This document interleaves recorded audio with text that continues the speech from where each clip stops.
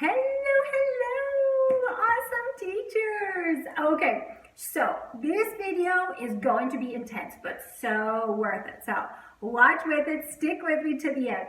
Here's the thing. This past weekend, I was in this conference called the Neuroheart Conference. And it's all about teaching with this connection of the brain and heart and everything connected. So the reason I am doing this video now is so that more teachers find out about this magical way of teaching, and we help to spread the word because it was amazing and more teachers need to know about this. So what I'm going to do in this video is I'm going to go through and I'm going to pick out my one best tip, best highlight, best takeaway that I got from each of the speakers during this conference. Are you ready? Here we go. So it started off with, of course, the famous Rachel Pauling, who is the creator of the Neuroheart Foundation and Neuroheart Coaching. She was the one who created this conference, and she also does the effective language coaching, and here's what so she had two presentations within the conference, and just my one takeaway from her that I want to share is every time I hear this woman speaking, I always start singing in my head. There's this reggae song that goes, "She's a woman on a mission, a woman with a vision, doo-doo, doo-doo." And this woman, she's got such passion, such energy for what she's doing, and she just brings it forth and radiates this love of learning and teaching. So that, to summarize, Rachel, that would be it. Okay, the next one was Angela Myers. Her conference was Mattering is the Agenda. My biggest takeaway from her was humans all have this, we all have this common need, desire to be seen, heard, and valued, to feel essential. The next one was Roland McCready, and his was The Science and Practice of Heart Coherence. Biggest takeaway there is that the heart actually sends more information to the brain than vice versa. We've always thought for so long that it's the brain that is sending all this information to our body, but no. New science is showing that the heart sends information to the brain more so. Anyways, I'm like flipping through all my notes here. Look at this. I took so many notes during this conference. Afterwards, my shoulder was so sore because I was writing like crazy. Okay, next was Ganga Devi, and her conference was about happier children with yoga and meditation. This one I truly connected with because I am a big fan of yoga and meditation. I always incorporate this in my classes, whether it's with children or adults. So, and this was the one big takeaway idea from her. The idea of inner sizes. So we often talk about exercises, right? Exercise your body, everything on the outside. But she kind of switched it around and said, no, we need to also do our inner sizes. So to work on our mind, our calmness and everything. Next came Rachel Roberts. Her talk was about, I want to break free, motivation and growth mindset in the classroom.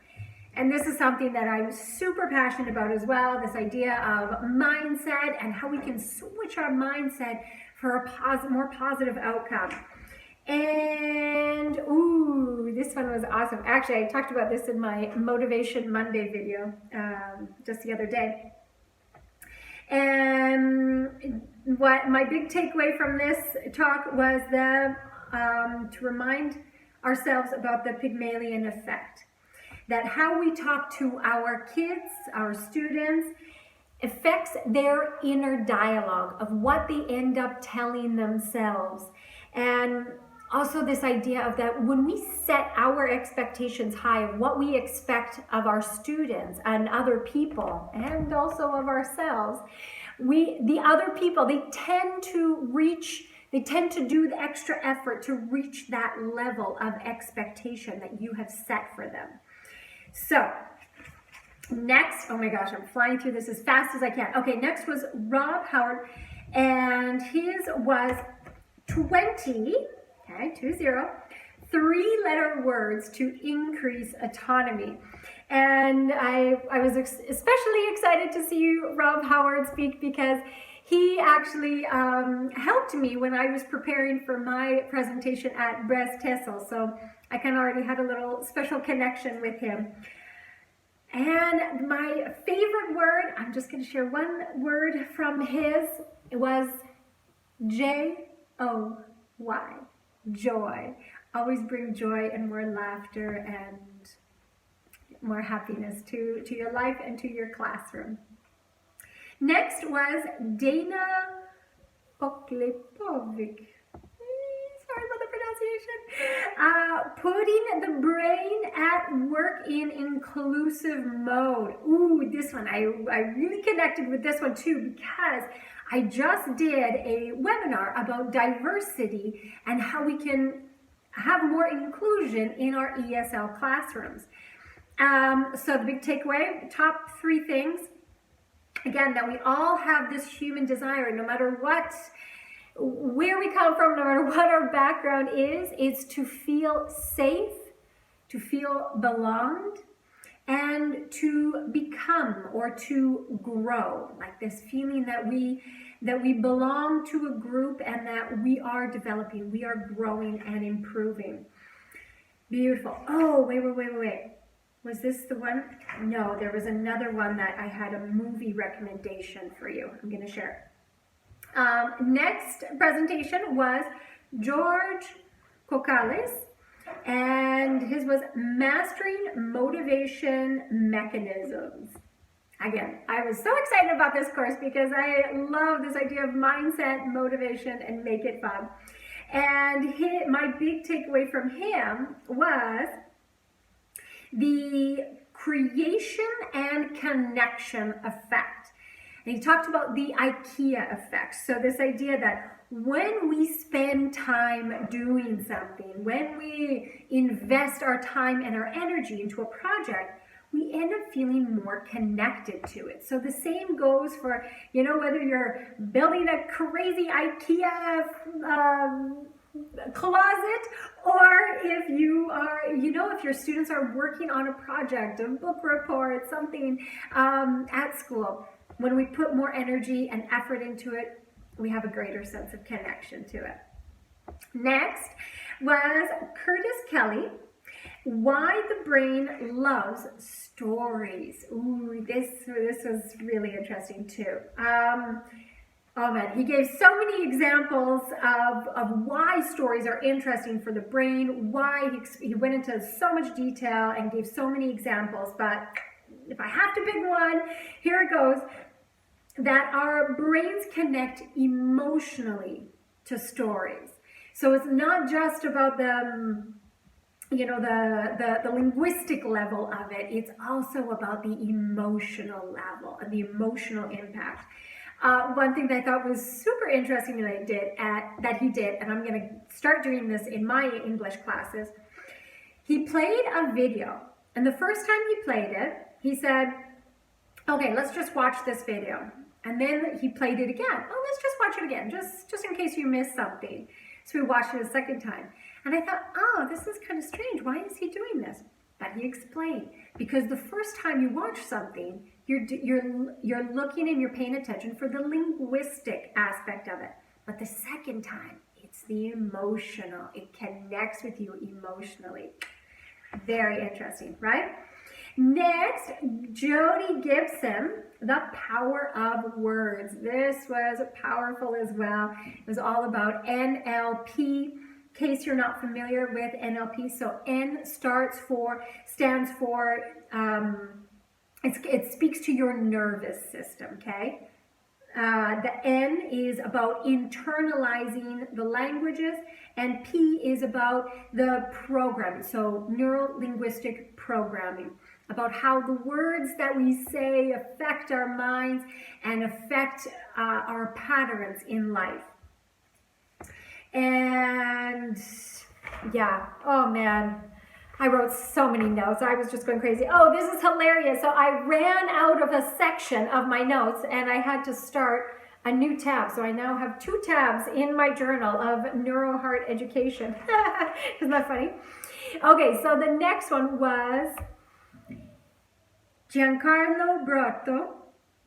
I hope I'm pronouncing these right. And it was Let's Talk Technology, Learning and Impact. Whoa, he had this super like energizing speaker and presenter. We were all just like on the edge. It was the last day, it was the last session of the day, but we were all on the edges of our seats listening to him speak. He showed us this really cool app that he uses, program that he uses online, hellosmart.com, I believe that's it.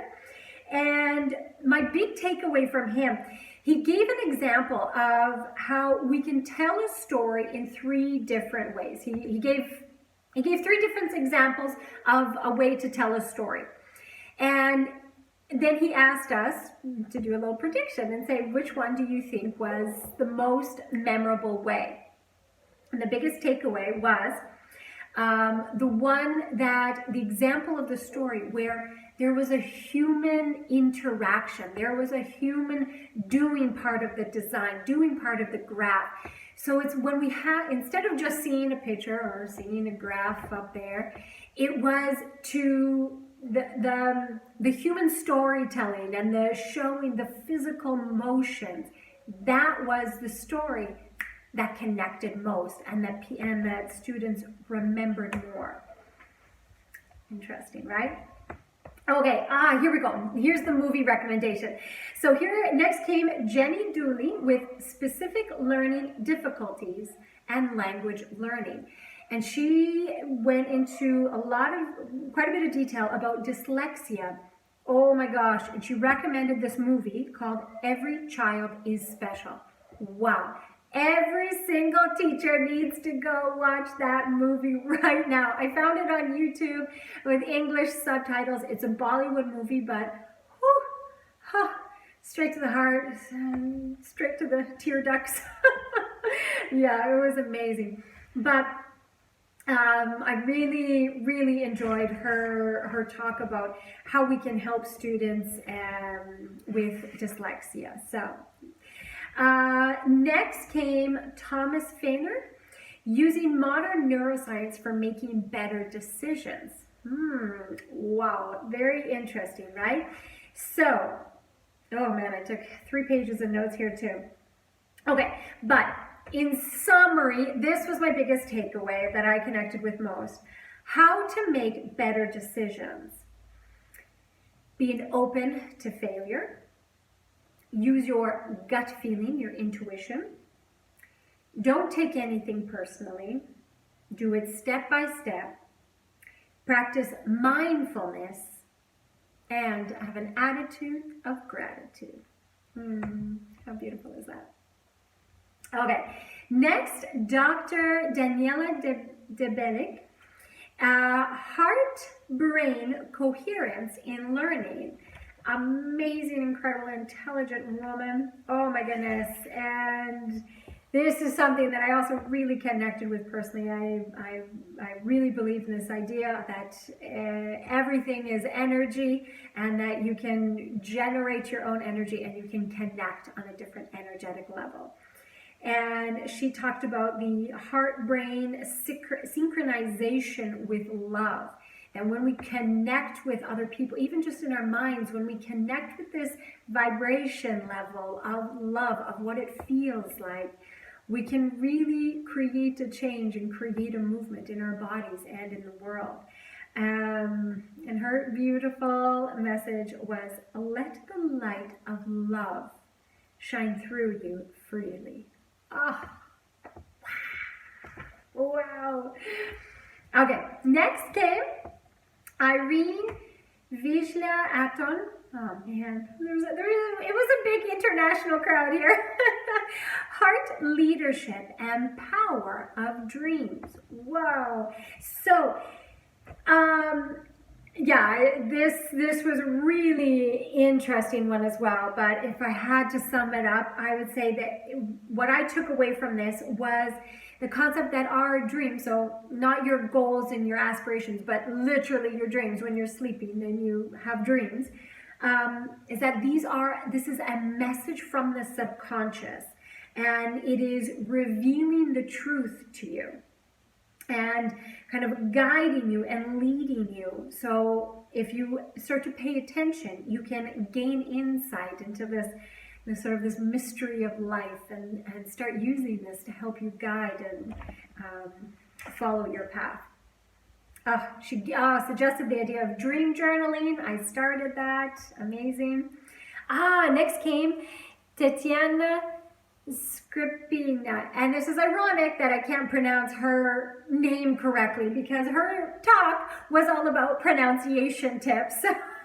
It was using speech therapy techniques in your lessons.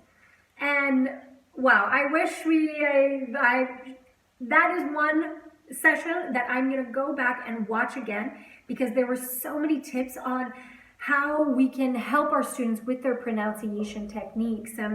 Even just like little things like warming up your mouth, right? It's a muscle, just like you go to the gym, you warm up, you stretch. You have to do the same with your mouth. So even just things like saying the vowel silently. You're warming up, you're stretching your mouth muscles. I know, it's very cool because it kind of also tied in a little bit with some face yoga techniques.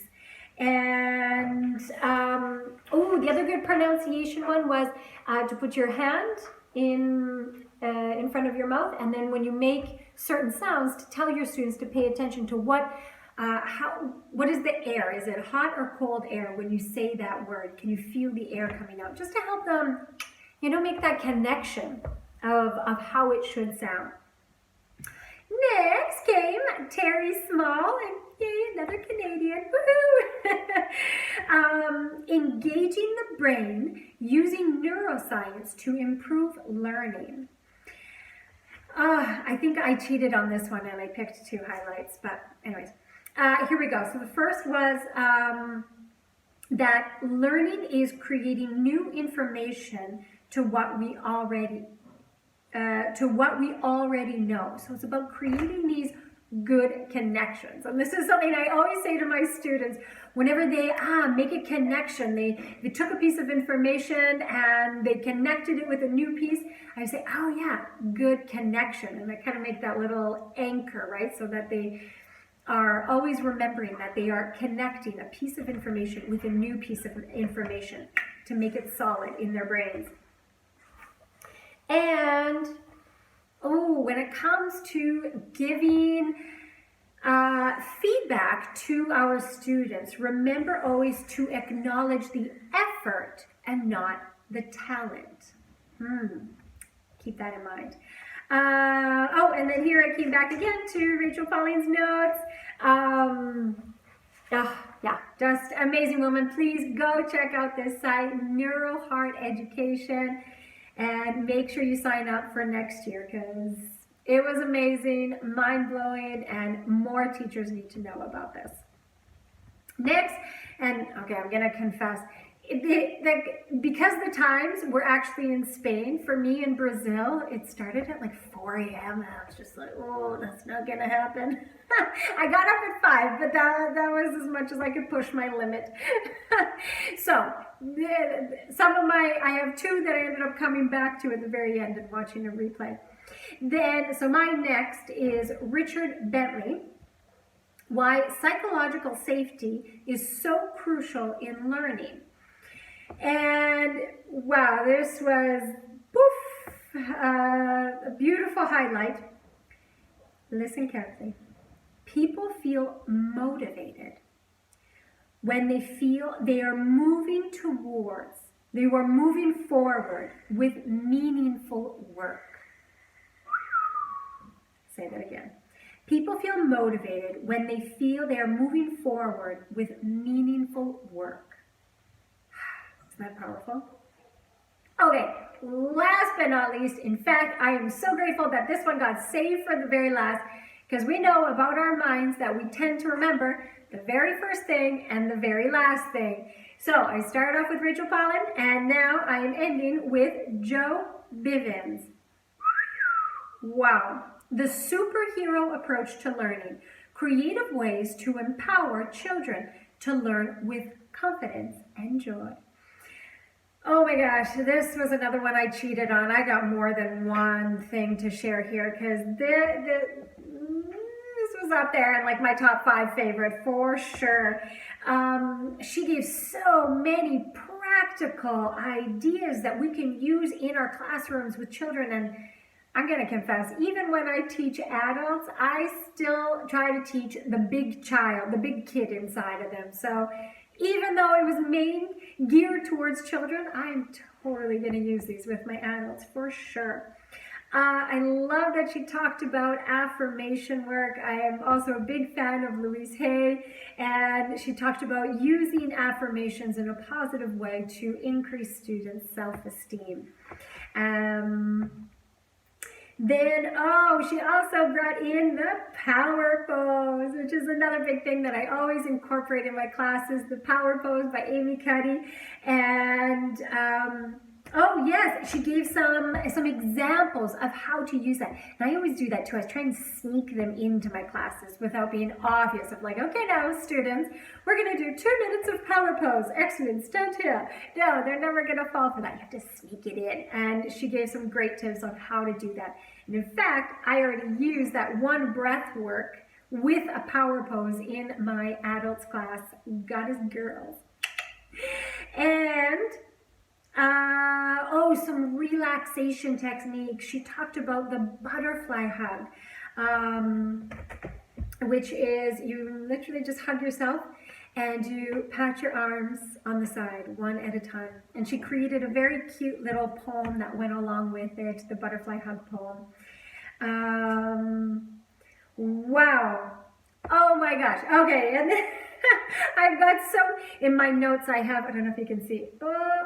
When I write notes, I always keep track whenever there's a book recommendation, whenever the presenters were talking about a book that they recommended or they used for research, I created a little drawing and I wrote the name of the book in my notebook. So here's the other exciting thing about this conference. A group of us are connecting, and we're going to start a book club based on some of the books that the presenters recommended during the Neuroheart conference. Wow. So mind-blowing, and I just want to say thank you to all of you, all of your amazing teachers and people that I met through this conference. So exciting, and I look forward to connecting with you even more. And teachers, if you weren't there for this conference, you sign up right now for next year's, because it is amazing. The people you may meet, the knowledge you will gain, the connections you will make, it is all worth it. So thank you. Here's my attitude of gratitude for the Neuroheart conference. And bye now from Teacher Carly. Keep learning, laughing, and loving.